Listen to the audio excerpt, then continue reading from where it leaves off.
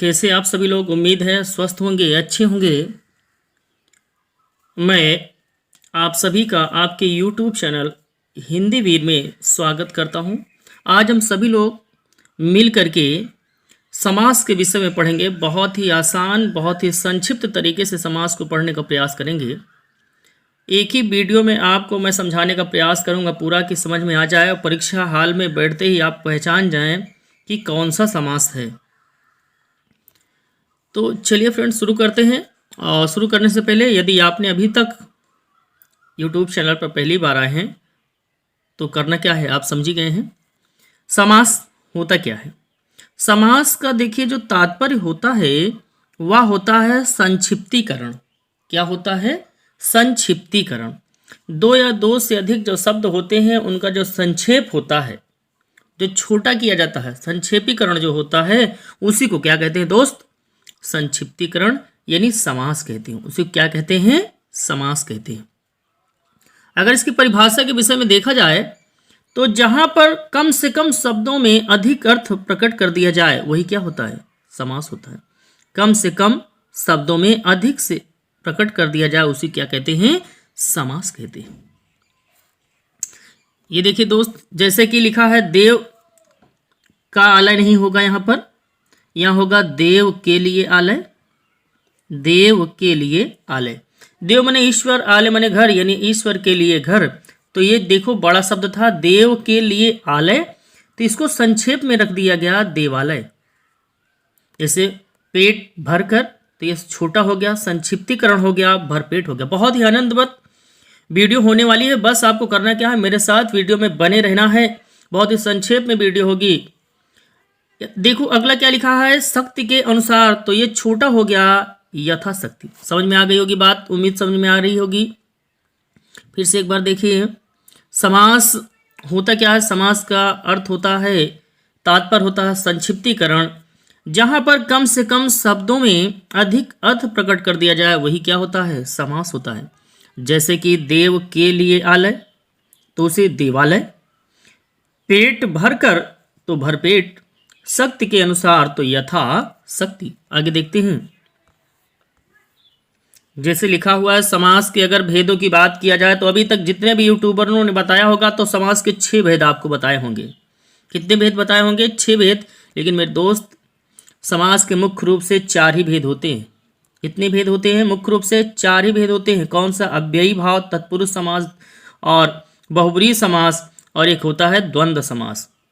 क्या होता है? द्वंद्व समास होता है। ये जो तत्पुरुष समास है, दूसरे नंबर का तत्पुरुष समास, इसके 2 भेद होते हैं, कर्मधारय समास और द्विगु समास। लेकिन अक्सर YouTube पर हम देख रहे हैं कि 6 समास को बताया जा रहा है, लेकिन 4 ही समास आयोग में माना गया है। 4 समास। तत्पुरुष समास के मात्र 2 भेद, इसको मिला करके लोग बता देते हैं कि कितने समास हो गए? 6 समास हो गए। चलिए आगे देखते हैं। सबसे पहले दोस्त लेते हैं अव्ययी भाव समास को। किसको लेते हैं? अव्ययी भाव समास को। अव्ययी भाव समास को हम आपको एक ऐसी ट्रिक बताएंगे, एक ऐसा तरीका बताएंगे, एक ऐसा समाधान हो जाएगा आपका कि परीक्षा में आप पहचान जाओगे। जैसे कि बात अगर किया जाए अव्ययी भाव समास, तो जिसका पहला पद क्या हो? अव्यय हो। अव्यय होता क्या है? यानी लिंग वचन कारक के अनुसार जिस शब्द में कोई परिवर्तन ना हो उसी क्या बोलते हैं? अव्यय। अव्यय होता क्या है? जैसे आ और वे से मिलकर के बना हुआ है। वे का मतलब परिवर्तन होना, जिसमें लिंग वचन कारक आदि कारण परिवर्तन हो जाए जिन शब्दों में, वो व्यय होता है। और आ उपसर्ग जुड़ गया यानी अव्यय हो गया। यानी जिन शब्दों में लिंग वचन कारक विभक्ति आदि के कारण कोई परिवर्तन ना हो ऐसे शब्दों क्या कहते हैं? अव्यय। यानी अव्ययी भाव समास में पहचान क्या होगी? पहले की पहला पद क्या होगा? अव्यय होगा और वही प्रधान होगा, मुख्य होगा। दूसरी इसकी पहचान दोस्त क्या होगी? उपसर्ग होगा लगा होगा। उपसर्ग होता क्या है? किसी शब्द के पहले लगता है, तो उपसर्ग लगा हो और एक शब्द 2 बार आए। 3 पहचान इसकी मैं बता रहा हूं, बहुत इससे आसान कहीं नहीं मिलेगा आपको। पहला क्या है? पहला पद अव्यय हो, यह पहचान, वही प्रधान हो। दूसरी पहचान क्या? अव्ययी भाव समास के उपसर्ग लगा हो। और तीसरी पहचान क्या इसकी है? एक ही शब्द 2 बार आए। क्या होता है अव्यय, क्या होता है उपसर्ग और क्या होता है 2 बार? आगे देखते हैं वीडियो में, बने रहिए दोस्त। और अभी तक यदि वीडियो को चैनल को सब्सक्राइब नहीं किया तो कर लीजिए, क्योंकि ऐसे ही धमाकेदार मज़ेदार आनंदप्रद आपको क्लास मिलती रहेगी। जैसे कि दोस्त लिया जाए यथाशक्ति, अगर यथा में अगर परिवर्तन करना चाहें, चाहे लिंग के कारण, चाहे वचन कारण, चाहे विभक्ति कारण, तो यथा शब्द किसी भी स्थिति में बदलेगा नहीं। तो ये क्या हो गया? अव्यय हो गया। यथा शब्द क्या है? अव्यय है, यही प्रधान है। तो पहला हो गया यथाशक्ति, यानी शक्ति के अनुसार, यथा संभव। अब देखिए हमने दूसरी चर्चा किया था कि उपसर्ग लगा होगा, तो देखो आ लगा हुआ है और जन्म लगा हुआ है। आ यानी जन्म में आ उपसर्ग लगा हुआ है, तो दोस्त देखिए पहचान जाओगे, उपसर्ग लगा हुआ है। प्रतिवर्ष में प्रति लगा हुआ है, आमरण में आ उपसर्ग लगा हुआ है, प्रत्येक में प्रति लगा हुआ है, उपकूल में उप लगा हुआ है, प्रत्यक्ष में प्रति लगा हुआ, प्रतिदिन में प्रति लगा हुआ है। ये दूसरी तीसरी पहचान हमने क्या बताया था? एक ही शब्द बार बार आ जाए, जैसे घर घर, घर और घर। अक्सर क्या करते हैं विद्यार्थी कि ऐसे जब शब्दों को देखते हैं तो द्वंद्व समास लगा देते हैं। मेरे दोस्त द्वंद्व समास नहीं होगा। द्वंद्व समास की आगे मैं चर्चा करूंगा कैसे पहचान होगी। दूसरा शब्द जैसे आ गया हाथों हाथ आ गया, रातों रात आ गया, धीरे धीरे आ गया। ये शब्द क्या होते हैं? भरपेट हो गया, भरपूर हो गया, प्रत्यंग हो गया। ऐसे शब्द क्या होते हैं? अव्ययी भाव समास होते हैं। समझ में आ गई होगी बात। यथाशक्ति, यथा ये अव्यय है। आजन्म उपसर्ग लगा हुआ, प्रति में उपसर्ग लगा हुआ, आमरण में उपसर्ग लगा हुआ, प्रति में लगा हुआ, उपकूल में उपसर्ग लगा हुआ, प्रत्यक्ष में उपसर्ग लगा हुआ, प्रति में उपसर्ग लगा हुआ, यानी जो उपसर्ग भी हो। अगला शब्द मेरे दोस्त घर घर, हमने बताया था एक ही शब्द दो बार आए हैं। जैसे कि देख लीजिए वीडियो मैंने चर्चा किया था, देखो ये मैंने चर्चा किया था कि एक ही शब्द दो बार आ जाए तो वो भी क्या होता है? अव्ययी भाव समास। तो यही उदाहरण मैं आपको दिखा रहा हूँ, बताने का प्रयास कर रहा हूँ। घर घर, हाथों हाथ, रातों रात, धीरे धीरे। समझ में आ गई बात। वीडियो को लाइक भी कर दीजिए और शेयर भी कर दीजिए। लाइक और शेयर में कुछ लगता नहीं है। अगले वीडियो में हम पढ़ते हैं तत्पुरुष समास के विषय में। बहुत ही अच्छा वीडियो।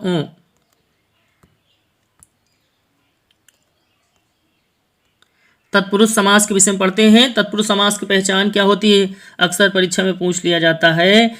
परिभाषा के विषय में क्या होता है? जिससे में दूसरा पद क्या हो? प्रधान हो। अव्ययी भाव समास में क्या था? पहला पद प्रधान था। तत्पुरुष समास में क्या है? दूसरा वाला पद प्रधान है। दूसरी पहचान इसकी क्या है? दो पदों के बीच में कारक चिन्ह होते हैं। कारक चिन्ह क्या होते हैं? 8 चिन्ह होते हैं, लेकिन इसमें दूसरे से लेकर के 7वें तक ही कारक चिन्हों का लोप होगा। क्या समझे? पदों के बीच में कारक चिन्ह जानते हो? कर्ता ने कर्म को करण से संप्रदान के लिए अपदान, ऐसे कारक चिन्ह होते हैं। जैसे उदाहरण देखते हैं, तुलसी रचित, तो तुलसी द्वारा रचित। इसका विच्छेद अगर करेंगे यानी विग्रह करेंगे तो तुलसी द्वारा रचित है ना दोस्त, इसमें कारक चिन्हों का लोप है। कवि श्रेष्ठ यानी कवियों में श्रेष्ठ, कवि श्रेष्ठ यानी कवियों में श्रेष्ठ। राजमाता यानी राजा की माता। रोग मुक्त यानी रोग से मुक्त। राष्ट्रपति राष्ट्र का पति। देवालय देव के लिए ले, रसोई के लिए घर। ऐसे शब्द तमाम प्रकार के आपको देखने को मिलेंगे। और अगर उदाहरण को ले लेते हैं तो पद दलित, सभा भवन, आनंद मग्न, गृहागत, स्वर्ग प्राप्त आदि इसके उदाहरण हो जाएंगे। अगला उपसर्ग लेते हैं, समास लेते हैं। कर्मधारय समास। कर्मधारय समास की पहचान क्या होती है? विशेष से होगा और विशेषण होगा। क्या होगा? विशेषण होगा और विशेष से होगा। वो कौन सा समास होगा? कर्मधारय समास। विशेष विशेषण आप जानते होंगे, मुझे उम्मीद है। काला घोड़ा, तो जैसे इसमें लिखा है काला लिखा हुआ है और क्या लिखा हुआ है? घोड़ा लिखा हुआ है। तो घोड़ा शब्द क्या है? विशेष से है, और काला शब्द क्या है? विशेषण है। जहां पर विशेषण और विशेष आ जाए वो समास कैसा है? कर्मधारय समास। अधपका, पका है लेकिन कैसा? अधपका है। महात्मा, महान है आत्मा। महापुरुष, पुरुष महान। मोटा आदमी, सज्जन, बीरबल, महाकाव्य आदि जिसमें विशेषण और विशेष हो वो शब्द क्या होता है? कर्मधारय समास होता है। द्वंद्व समास की चर्चा कर लेते हैं। द्वंद्व, दोनों पद प्रधान होंगे। द्वंद्व समास में क्या होगा दोस्तों? दोनों पद प्रधान होंगे। अगली पहचान क्या होगी? दो पदों के बीच में और छिपा होगा, या छिपा होगा, एवं छिपा होगा। फिर से देखिए, दोनों पद प्रधान होंगे द्वंद्व समास में। दो पदों के बीच में और आएगा, या आएगा, एवं आएगा, रहता है। जैसे कि लिखा कैसे है? माता और पिता। पाप पुण्य, योजक चिन्ह भी लगा हुआ है। इसकी पहचान ये क्या होती है कि योजक चिन्ह भी लगा होता है। ऐसे योजक चिन्ह होता है। कौन सा चिन्ह होता है? योजक चिन्ह होता है। बीच में क्या लगा होगा? योजक चिन्ह लगा होगा।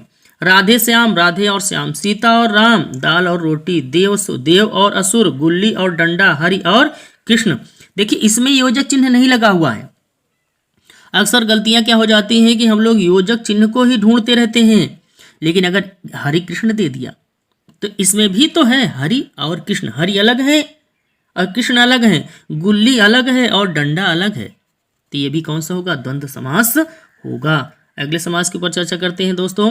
वीडियो को शेयर करिए, बहुत ही मजेदार क्लास होगी। बहुब्रीहि समास। बहुब्रीहि समास आप जानते हैं, इसमें दोनों पद प्रधान ना होकर के किसी अन्य पद की प्रधानता के विषय में बताया जाता है, किसी अन्य तीसरे के विषय में बताया जाता है। जैसे लिखा हुआ है दशानन, 10 और आनन। 10 माने 10, आनन माने मुख, यानी जिसके पास कितने हों? 10 मुख है। क्या रावण? गोपाल, गोपाल यानी गायों का पालक। प्रधानमंत्री यानी मंत्रियों में प्रधान। कूप मंडूप, कुएं मंडूप। ब्रज दे, वज्र के समान दे, कोई विशेष। चतुरानन, चतुर। अंशुमाल यानी किरण। अंशुमाल किसको कहते हैं? सूर्य। सतखंडा, 7 खंडों वाला। चौलड़ी, लाठा लाठी आदि शब्द क्या होंगे? बहुब्रीहि समास होंगे। द्विगु समास को देख लेते हैं। द्विगु समास क्या है? द्विगु समास में क्या होगा? पहला पद कैसा होगा? संख्यावाची होगा। 1 2 3 4 5 ऐसे करके लगा होगा। तो जैसे लिखा है चौराहा, देखो 4 राहों वाला, तो संख्या आ गया 4 में, तो कैसा हो गया समास? 4 हो गया, यानी द्विगु संख्यावाची आएगा। सबसे बड़ी पहचान समझिए, द्विगु में कैसा होगा? संख्यावाची शब्द होगा। चौराहा 4 आ रहा है। नवरात्र 9 आ रहा है। पंचवटी 5 आ रहा है। सतसई 7 आ रहा है। सप्तऋषि 7 आ रहा है। त्रिभुवन 3 आ रहा है। त्रिकाल 3 आ रहा है। चतुर्वेद 4 आ रहा है। फिर समझिए, चौराहे में 4 आ रहा है, नवरात्र में 9, पंचवटी में 5, सतसई में 7, त्रिभुवन, तत्सई, त्रिभुवन, त्रिकाल आदि शब्द कैसे होंगे? द्विगु समास होंगे।